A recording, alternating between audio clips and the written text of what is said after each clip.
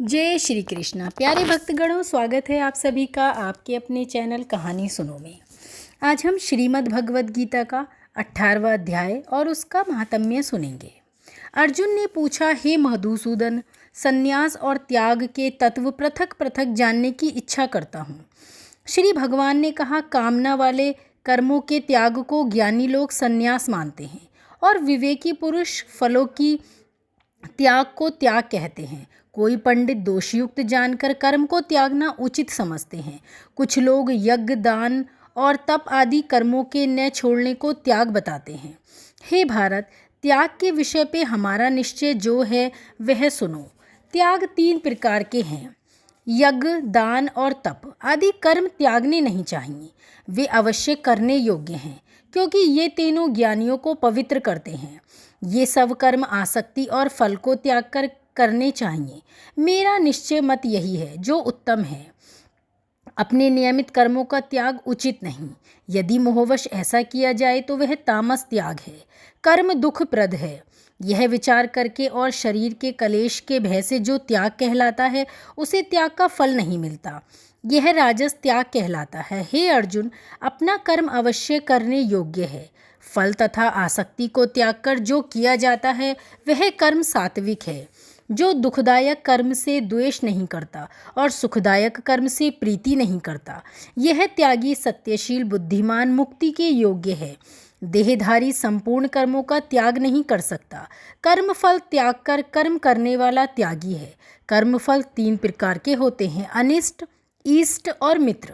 जो त्याग नहीं करते उनको ये मरने के पीछे मिलते हैं, योगियों को कभी नहीं मिलते। शरीर, वाणी और मन से भला या बुरा जो काम आरंभ किया जाता है उसके 5 कारण हैं। ऐसे होने पर भी जो केवल आत्मा को ही करता जानता है वह दुर्मति कुछ नहीं जानता। जिसको यह अहंकार नहीं है कि मैं करता हूँ और जिसकी बुद्धि कर्मों से लिप्त नहीं है, वह मनुष्य प्राणियों को मारकर भी उनको नहीं मारता और उनमें नहीं बंधता। ज्ञान, श्रेय और ज्ञाता ये तीनों ही कर्म के साधन हैं। सांख्य शास्त्र में ज्ञान, कर्म और कर्ता ये सात्विक गुणों के भेद 3 प्रकार के हैं। इनको भी सुनो। जो सब भिन्न भिन्न प्राणियों में अविनाशी अभिव्यक्त सत्ता को देखता है वह ज्ञानी सात्विक कहलाता है। जिस ज्ञान से प्राणियों में नाना प्रकार की सत्ता दिखाई देती हैं उसको राजन ज्ञान जानो। ऐसा ज्ञान जिसमें बिन कारण और तत्वार्थ के जाने एक ही कार्य में लगा रहे, अल्प और तामस है। फल की इच्छा न करके जो नियत किया जाता है सात्विक है। जो फल की इच्छा से और अहंकार के बड़े यत्न से किया जाता है वह कर्म राजस है। जो कर्म परिणाम, धन का खर्च, दूसरे की पीड़ा और अपना पुरुषार्थ न जानकर मोहवश किया जाता है वह तामस कर्म कहलाता है।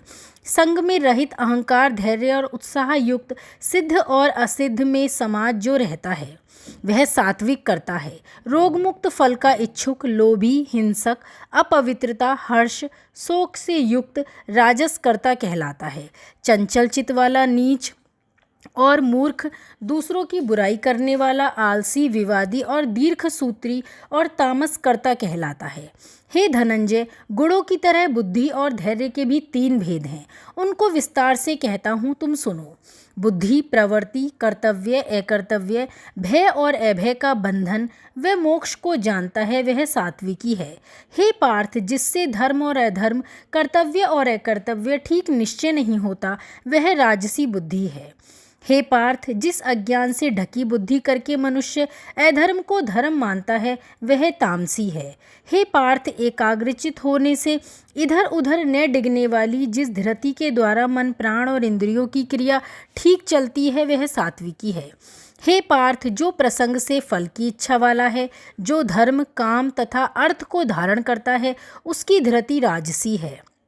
हे पार्थ, जिस धृति से मूर्खजन निंद्रा, भय, शोक, विवाद और मद को नहीं त्यागते वही तामसी वृत्ति है। हे भारत, 3 प्रकार के सुखों को सुनो जिनके अभ्यास से चित्त रमता है, दुख का अंत हो जाता है, वही सुख सात्विक है।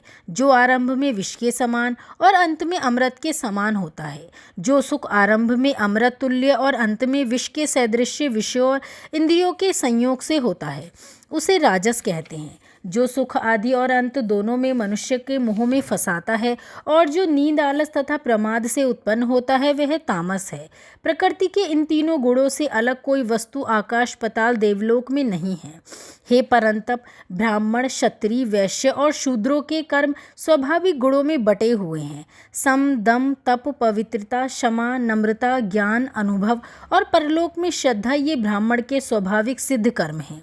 बहादुरी, तेजस्विता, धैर्य, चतुराई, युद्ध में स्थिरता, उदारता और प्रभुता ये क्षत्रियों के स्वाभाविक कर्म हैं।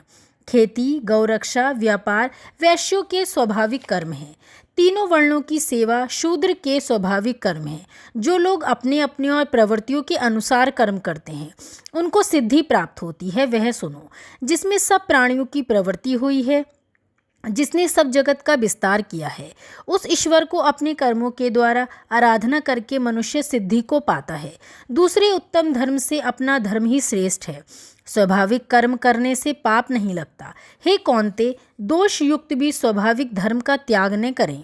सर्वत्रता, आसक्ति को छोड़ने वाला, आत्मा के जीतने वाला, इच्छा रहित मनुष्य संसार के द्वारा सर्व कर्म निवृत्ति पाकर सिद्धि को पाता है।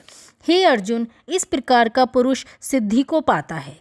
वह फिर किस तरह ब्रह्मा को प्राप्त होता है सो मुझसे सुनो।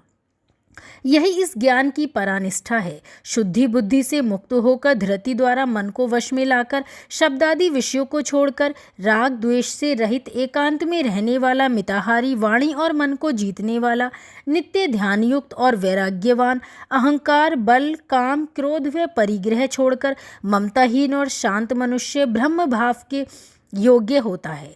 ब्रह्मा को प्राप्त हुआ पुरुष प्रसन्नचित होकर शोक व अभिलाषा को नहीं करता और जीव मात्रा के समदर्शी होकर मुझ में परम भक्ति पाता है। इस प्रकार ज्ञानी पुरुष मुझ में निवास करने वाला, सदैव सब कर्मों को भी प्राप्त हुआ मेरे इस अनुग्रह से अविनाशी सनातन मोक्ष पद को प्राप्त होता है, वैसा ही ठीक जानता है। तदंतर तत्व से मुझको जानकर फिर मुझ में ही प्रवेश करता है। सावधानी से अपना मन मुझ में स्थिर कर और सब कर्मों को मुझ में ही अर्पण कर बुद्धि योग के आश्रम से निरंतर अपने चित्त को मुझ में लगा दे। मेरे में चित्त लगाकर मेरी कृपा से सब दुर्गम कष्टों से तर जाओगे।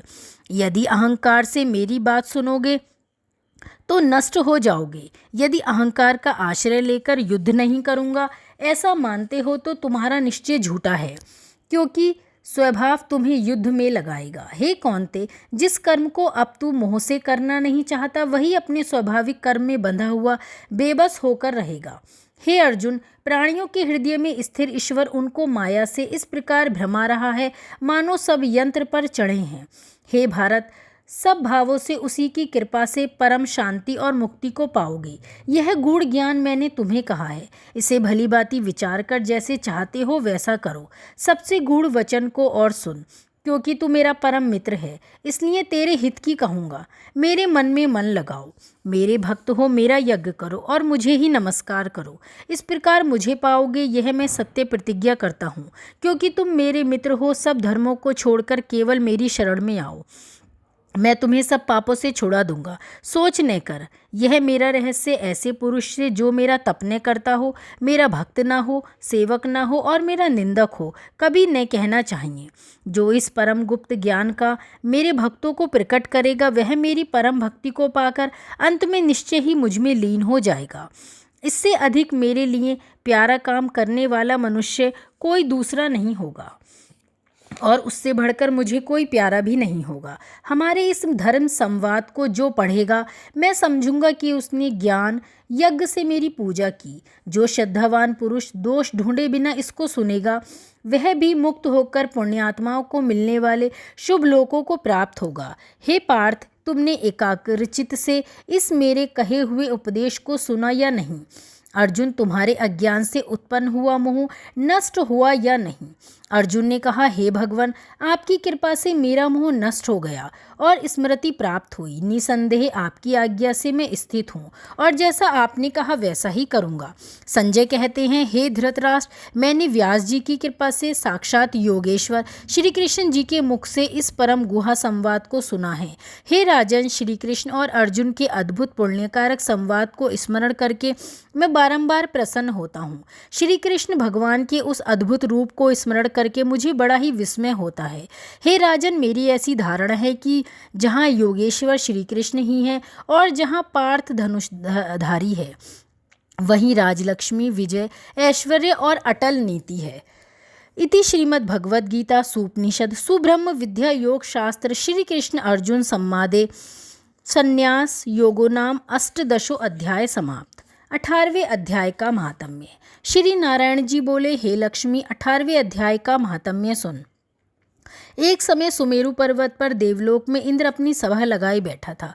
उर्वशी नृत्य कर रही थी, बड़ी प्रसन्नता में बैठे थे। इतने में एक चतुर्भुज रूप जीव को पार्षद ले आए और इंद्र से सब देवताओं के सामने कहा, तू उठ, इसको बैठने दे। यह सुनकर इंद्र सहन न कर सका, तेजस्वी को आसन पर बैठा दिया। इंद्र ने अपने गुरु बृहस्पति जी से पूछा, गुरुजी, आप त्रिकालदर्शी हो, देखो इसने कौन पुण्य किया है जिस पर यह इंद्रासन का अधिकारी हुआ। मेरे जाने तो इसने तीर्थ, व्रत, यज्ञ, दान कोई नहीं किया।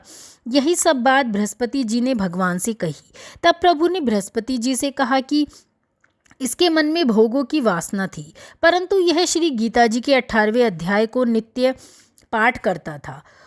उससे जब इसने देह छोड़ी तब मैंने आज्ञा करी, हे पार्षदों, तुम इसको पहले ले जाकर इंद्रलोक के सुख भोगा दो। जब इसका मनोरथ पूरा हो जाए तब मेरी सायुज्य मुक्ति को पहुंचा दो। सो तुम जाकर भोगों की सामग्री इकट्ठी कर दो। तब इंद्र और सब देवता आए। आकर इंद्र ने सब भोगों की वस्तु एकत्र कर दी और कहा, इंद्रलोक के सुखों को भोगो। कई काल इंद्रपुरी के सुख भोग कर फिर श्री भगवान की कृपा से सायुज्य मुक्ति पाकर बैकुंठ का अधिकारी हुआ। श्री नारायण जी कहते हैं, हे लक्ष्मी, यह 18वें अध्याय का महात्म्य है। गंगा, गीता, गायत्री कलयुग में यही तीनों मुक्ति की दाता हैं। तो यह था श्री गीता जी का 8वां अध्याय और उसका महात्म्य, जो मैंने कहा और आपने सुना। बोलिए श्री गीता जी की जय। 18वें अध्याय की जय।